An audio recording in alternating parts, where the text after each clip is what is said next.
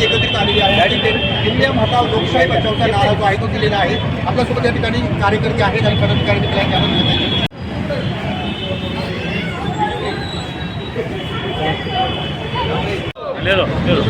देशाच्या सार्वभौमत्वाला तडा देणाऱ्या भारतीय जनता पार्टी आणि राष्ट्रीय स्वयंसेवक संघाचा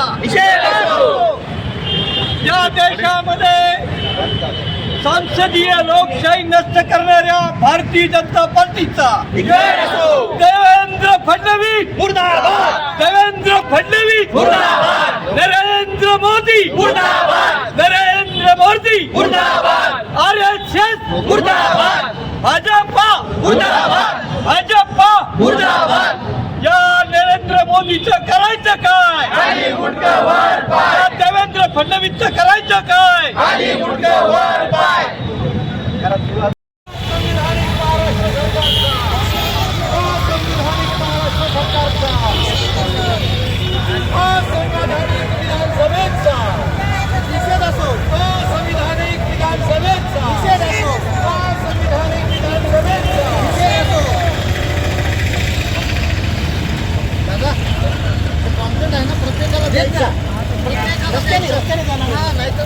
तसं काही फायदा नाही।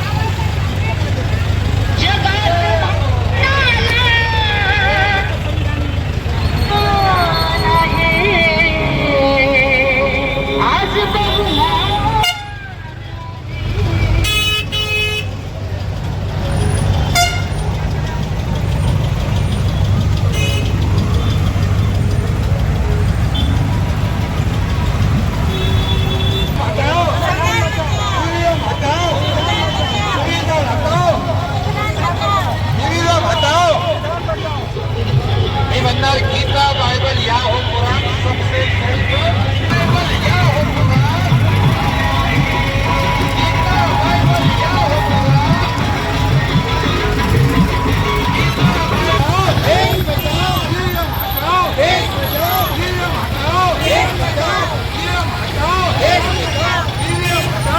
एक बचाओ एक बचाओ। आमच्या मताचा अधिकार सुरक्षित असलाच पाहिजे। पुढाणा जरा आपल्या गोडी बाबासाहेब आंबेडकरांचा, डॉक्टर बाबासाहेब आंबेडकरांचा जीवन हटाओ देश बचाओ, जीवन हटाओ देश बचाओ।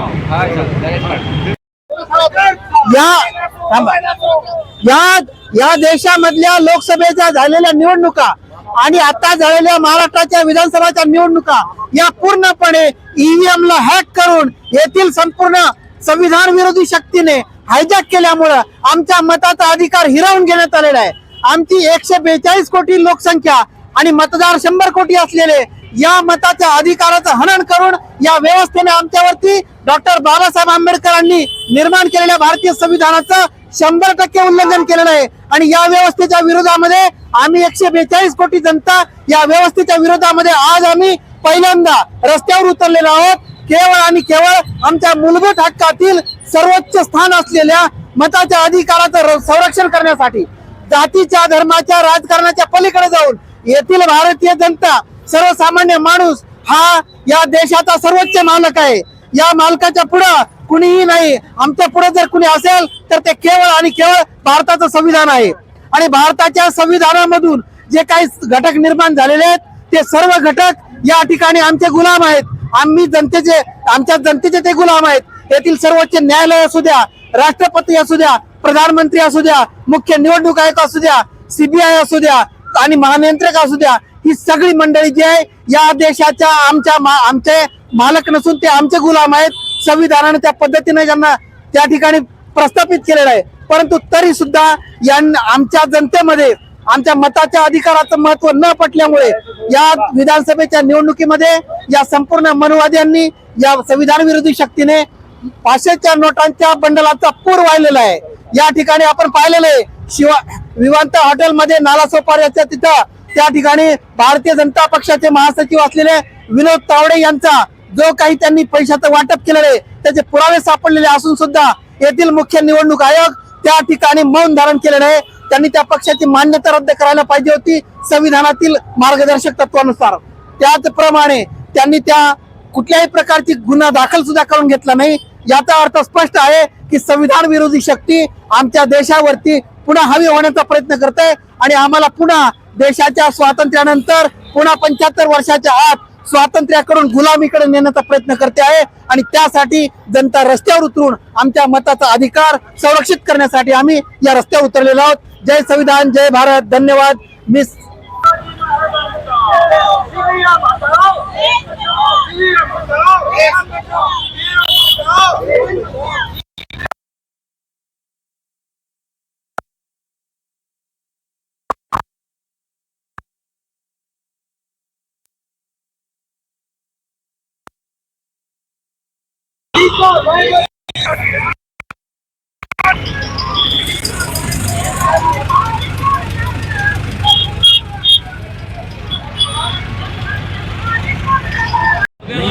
भाऊ ईव्हीएम विरोधात आज आंदोलन करण्यात आले, काय सांगणार? ईव्हीएम मशीनमुळे 2024च्या निवडणुका या भारतीय जनता पार्टीनं आणि राष्ट्रीय सहयोग संघानं जिंकलेल्या आहेत.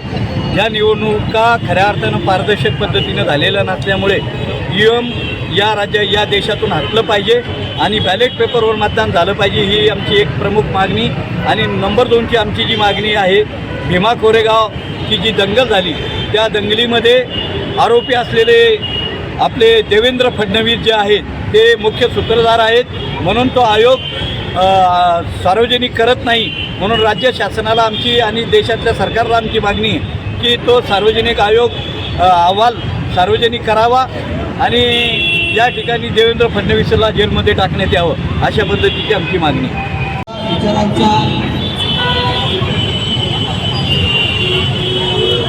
चळवळीतील नागरिकांनी ईव्हीएम विरोधामध्ये आंदोलनाचा लढा प्रत्येक या ठिकाणी थोड्या वेळात चालू होणार आहे.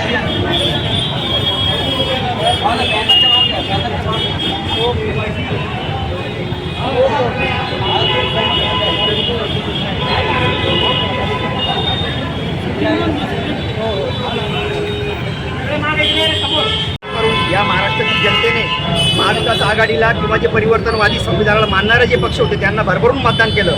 मग मागच्या 4 महिन्यामध्ये असं काय घडलं की लोकांचं मतपरिवर्तन होऊन महायुतीला मतदान केलं? मुळात महायुतीला मतदान या ठिकाणी झालेलं नाही. ईव्हीएममध्ये फेरफार करून आणि छेडछाड करून महायुती या ठिकाणी सत्तेमध्ये आलेले आहे.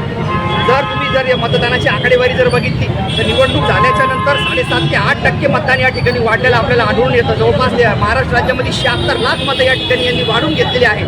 हे केवळ ईव्हीएममुळे शक्य झाले आहे. देशाचे प्रधानमंत्री नरेंद्र मोदी पूर्वी सांगायचे की बॅलेटवरती इलेक्शन व्हायला पाहिजे, परंतु आज ते ईव्हीएमचे या ठिकाणी समर्थन करतात. त्याचं कारण काय की लोकशाहीला मारण्याकरिता आणि लोकशाहीचे चारित्र्य हनन करण्याकरिता ईव्हीएम हे अतिशय त्यांच्यासाठी सोयीस्कर माध्यम आहेत.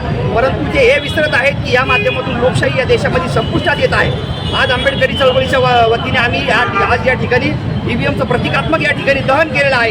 येणाऱ्या काळामध्ये ईव्हीएमच्या विरोधात जनतेमध्ये प्रचंड प्रमाणामध्ये रोष आहे. फक्त तो इनकॅश आमच्या माध्यमातून होईल आणि मोठा लढा या ठिकाणी ईव्हीएमच्या विरोधात आम्ही उभा करतो. विजय वाहुल, समन्वयक, आंबेडकरी चळवळ. काय सांगाल तुम्ही जनजागृती या ठिकाणी करता? भारतीय संविधानाने आपल्या या देशामध्ये प्रत्येक नागरिकाला मतदानाचा अधिकार दिलेला आहे. पूर्ण युरोप देशामध्ये, त्याचप्रमाणे ज्या देशामध्ये प्रगत असा देश आपण म्हणतो तो अमेरिका असो, इंग्लंड असो, असे पूर्ण देशामध्ये ईव्हीएमवर मतदान घेतलं जात नाही. कारण त्यामध्ये बदला करता येऊ शकतं, सेटिंग करता येऊ शकतं. आणि म्हणून या ठिकाणी मी एक बँकेचा माझी एम्प्लॉय म्हणून सांगू शकतो की बँकेने आमचे सॉफ्टवेअर खूप चांगल्या पद्धतीने सेट केलेले असतात, तरी पण काही लोक आमचे बँकेचे सॉफ्टवेअर हॅक करतात आणि पैसे काढून घेतात. तद्वतच या ईव्हीएममध्ये आपल्याला घोटाळा हा नक्की करता येतो. आणि म्हणून हे सरकार काही ठिकाणी हे ईव्हीएम जाणून बुजून लोकांच्या नजरेस येऊ नये म्हणून कुठल्या तरी पद्धतीने सेटिंग करून ठेवते. आणि म्हणून बघा, मार्केटवाडीमध्ये ज्या लोकांना पूर्ण विश्वास आहे की आपण एवढं मतदान केलेलं आहे ते कुठं गेलेलं आहे ते तपासण्यासाठी या यंत्रामध्ये काही ना काही बिघाड हा नक्की आहे आणि तो शोधून काढण्याचं काम केलं पाहिजे.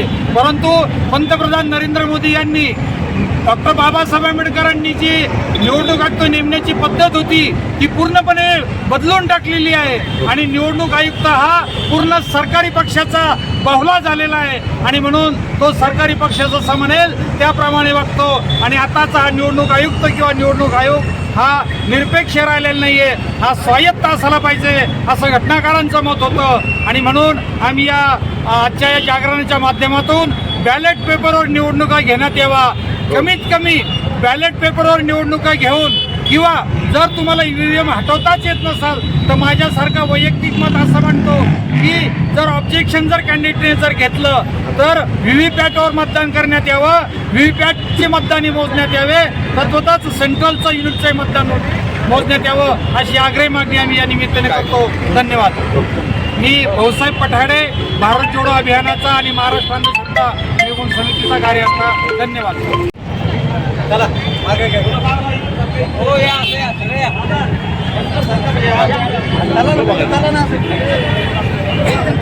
EVM हटाओ, EVM हटाओ, EVM हटाओ, EVM हटाओ, EVM हटाओ, लोकशाही बचाओ, EVM हटाओ, लोकशाही बचाओ, EVM हटाओ, लोकशाही बचाओ. लोकशाहीचा गळा घोटणाऱ्या सत्ताधाऱ्यांचा, लोकशाहीचा गळा घोटणाऱ्या सत्ताधाऱ्यांचा EVM हटाओ, EVM हटाओ, EVM हटाओ, EVM हटाओ. सर अभी हाल ही में इलेक्शन हुए महाराष्ट्र में असेंबली, इसको पूरे देश में पूरे महाराष्ट्र में विरोध किया जा रहा है ईवीएम का, आप कैसे देखते हैं? ईवीएम का विरोध चल रहा है, बैलेट पेपर पे इलेक्शन होना चाहिए ऐसी डिमांड हो रही है महानगर पालिका में. ये तो सभी की डिमांड है, लेकिन जो हाकिम वक्त है इस वक्त, जो हुकूमत है वो बजिद है कि वो ईवीएम से ही जो है वो वोटिंग करवाए. इसमें मैं जो पार्टीज हैं, पॉलिटिकल पार्टीज, इनको भी मैं कटघरे में खड़ा करना चाहूँगा, चाहे वो अपोजिशन में क्यों ना हो, क्योंकि कुछ जहाँ पे उनको थोड़ा सा रिजल्ट, और वो मुझे लगता है कि कहीं ना कहीं सत्ताधारी पार्टी एक तरीके से टुकड़ा फेंक देती है कि कुछ स्टेट इनको दे देती है और बाद में फिर बड़ा घपला कर देती है. तो ये लोग खामोश जो बैठ जाते हैं. अगर इनको ईवीएम का विरोध करना है तो इन बड़ी पार्टियों को लगातार उसका विरोध करना चाहिए. ये नहीं कि कहीं अगर इनको थोड़ा सा रिजल्ट समाधान कारक मिल गया तो ये खामोश बैठ गए और फिर बाद में फिर से वापस जहां पे नहीं समाधान कारक मिला वहां नहीं मिले. ईवीएम का मसला ये 2014 से ज्यादा हमको देखने में मिल रहा है. तो इसमें एक कंटिन्यूअस पॉलिसी के तौर पे हस्ताक्षर मुहिम चल रही है ना, कांग्रेस की हस्ताक्षर मुहिम, जब ये कभी रिजल्ट कहीं खराब आता है तभी क्यों शुरू होती है? मेरा ये कहना है कि 2014 से ये प्रॉब्लम्स चल रहे हैं, तो इसको एक कंटिन्यूअस प्रोजेक्ट के तौर पे इसको रन करना चाहिए, ना कि भाई आज आपने किया फिर एक आधे स्टेट में आपको कहीं ना कहीं वो मिल गया. हमको तो ये लगता है कि बीजेपी की तरफ से चॉकलेट होता है कि कुछ स्टेट में आपको दे देते हैं और बाकी फिर जहां उनको लेना है वो ले लेते हैं. जैसे एक आधे असेंबली इलेक्शन में दे दिया और फिर पार्लियामेंट में दे दिया. अभी जैसा एक स्टेट में दिया, एक स्टेट में दे दिया. तो ये ईवीएम का मसला तो है. नहीं, 1-2 महीने में भी जो महानगर पालिका के चुनाव है शहर में, तो आपकी डिमांड है कि बैलेट पेपर पे लेना चाहिए. 100% उसका विरोध करेंगे, आपकी तरफ से क्या आंदोलन वगैरह हो? हमारी तरफ से तो ये डिमांड रहेगी कि जो भी इलेक्शन हिंदुस्तान में हो वो बैलेट पेपर पे ही होना चाहिए. ईवीएम के अंदर से इतनी गड़बड़ियां हैं, जैसे पिछले चुनाव में हमारे सामने खुद इतनी कंप्लेंट्स आई, लेकिन साथ साथ जब हमने कुछ उच्च लेवल के उस पे बात की, स्तर पे बात की, तो हमको यही कहा गया कि सिस्टम उनका है. अब लोग समझदार हैं, लोग समझ सकते हैं कि मुझे क्या कहा गया और मैं क्या कहना चाह रहा हूं, कि आप कुछ नहीं कर पाओगे, सिस्टम उनका है. तो इस सिस्टम को चैलेंज करना पड़ेगा आपको. एक तरीके से निवडणूक आयोग की भूमिका आप देख रहे हो, कोर्ट्स के अंदर हमको एक तरीके से नकारात्मक रवैया देखने को मिल रहा है. प्रशासन हो, सरकार हो, ये सारी जो है वन साइडेड चीजों को कर रही है. तो आम जनता को क्या रास्ते पर उतरना पड़ेगा? आम जनता जब तक रास्ते पर नहीं उतरेगी, जब तक लोकतंत्र की जो घड़ी है ये सही नहीं बैठेगी. इसमें आम जनता को सामने आना पड़ेगा. आप सोचेंगे कि पॉलिटिशियंस करेंगे, तो ये पॉलिटिशियंस जो है ये अपने अपने मफादात में, आज कोई कांग्रेस में है तो कल बीजेपी में, उसको जो सूट होता है वो वहां चला जाता है. लोगों ने कपड़ों के तौर पे तो अपनी पार्टियां बदलना शुरू कर दी. विचारधारा नाम की तो महाराष्ट्र में कोई चीज ही नहीं रही. तो इसमें आम जनता को ही आना पड़ेगा. अगर उनको लगता है कि उनका हक जो है या उनके मुस्तकबिल से खेल हो रहा है, तो इसमें आम जनता को आना पड़ेगा. पॉलिटिशियंस के लिए वेट करते रहेंगे तो शायद ये देश के लिए बहुत ज्यादा हानिकारक हो सकता है। आपकी तरफ से कब देखने को मिलेगा आंदोलन? हम अपनी तरफ से हमारी जो ताकत है उसको फिर से हम कोशिश करेंगे कि उसको इकट्ठा करें, क्योंकि इलेक्शंस के अंदर जिस तरीके से पैसे का और सत्ता का दुरुपयोग हुआ आपने सारा कुछ देखा है। और ईवीएम का खेल ये 100% ये ओपन सीक्रेट हो गया है महाराष्ट्र का, क्या पूरे देश में ये बात उजागर हो चुकी है। लेकिन फिर भी सत्ता के कानों पे से जू नहीं रेंग रही है, और इसमें जब तक जनता रास्ते पर नहीं उतरेगी जब तक इसका रास्ता नहीं निकलने वाला है। एमआईएम का कहना है कि ज्यादा मुसलमान कैंडिडेट खड़े होने की वजह से वो हारे। अब उनके बारे में मुझे लगता है कि कहना ये एक फजूल बात होगी, क्योंकि मुझे लगता नहीं कि उनके बारे में इतनी ज्यादा वो कुछ करनी चाहिए। कहीं उन्होंने सीटें लड़ाई तो वहां पे लोगों को उनके ही कैंडिडेट्स को बहुत कम वोट गिरे हुए, वहां वो कुछ नहीं कहते। खाली एक सिटी के ऊपर कहना ये गलत बात है। और इलेक्शन के अंदर जो है जैसे वो अब तक कहते आए कि हर एक को संवैधानिक अधिकार है, अगर आप चाहे कितनी भी कॉन्स्टिट्यूंसीज देख लें तो मुझे लगता है कि हर समाज के लोग उतनी ही मिकदार में लड़े हैं, चाहे कोई माइनॉरिटी की तरफ से हो या मेजॉरिटी की तरफ से हो। कैंडिडेट्स हर तरफ से रहे हैं, वोटों का बंटवारा हर तरफ से हुआ है। लेकिन एक बात यह है कि हमको कोशिश करनी चाहिए कि ध्रुवीकरण ना हो, पोलराइजेशन ना हो, और इलेक्शन जो है ये हमारा जो संवैधानिक ढांचा है ये उसके ऊपर हो, सेकुलर उस पर बात की जाए, ना कि जो है तो लोगों को धर्म के और मजहब के आधार पे बांटा जाए जैसे कि बीजेपी करती है। तो दूसरी कुछ पार्टियां हैं वो भी इसी लाइंस पे इलेक्शन लड़ती हैं। सर आखिरी सवाल ये है, अबू आसिम साहब पे आदित्य ठाकरे ने आरोप लगाया है कि वो महाविकास आघाड़ी से बाहर गिरे हैं। उन्होंने कहा है कि बाबरी मस्जिद का जो विरोध कर रहे हैं, और उसी मौके पर आप महाविकास आघाड़ी से बाहर गिरे अबू आसिम साहब, कैसे देखते हैं बयान? अभी 2 मिनट पहले की मैंने न्यूज देख रहा था कि अबू आसिम साहब ने कोई बुके स्वीकार किया है और वो वापस महाविकास आघाड़ी में आ गए। शायद आपकी जो खबर है वो मेरे ख्याल से सुबह 10-11 बजे के पहले की है। अभी 2 मिनट पहले महाराष्ट्र टाइम्स की एक न्यूज मैंने देखी सोशल मीडिया पे कि उन्होंने कोई बुके स्वीकार किया है और वो उसमें वापस आ गए हैं। तो इस बात के ऊपर पहले हमको मुझे लगता है कि थोड़ा रिसर्च करना चाहिए कि वो महाविकास में है या नहीं है। वो इतने बड़े नेता है, वो एक अलग पार्टी का विषय है। इतना अलबत्ता जरूर कहना चाहूंगा कि इस वक्त कहीं ना कहीं गधों और घोड़ों का मिलन हुआ है महाविकास आघाड़ी के अंदर, इसीलिए खच्चर ही उनका प्रोडक्ट रहेगा उसके अंदर। एक तरफ है जो शिवसेना जो हिंदुत्व पे जाना चाह रही है, एक तरफ कांग्रेस है जो बीच में खड़ी है मुरारी लाल की तरह, उसको समझ ही नहीं आ रहा कि उसको जाना कहाँ है। वो आधा तिरंगा और आधा भगवा लगा के खड़ी है कि मैं इधर जाऊं या इधर जाऊं, और ये सारी पार्टियां कंफ्यूज हैं। मुझे लगता है कि जब तक ये पार्टियां विचारधारा पे नहीं आएंगी तब तक इनको कोई रास्ता नहीं मिलने वाला है। विचारधारा पे आकर ही इस देश का और इस प्रदेश का कुछ भला होगा, ऐसा मुझे लगता है।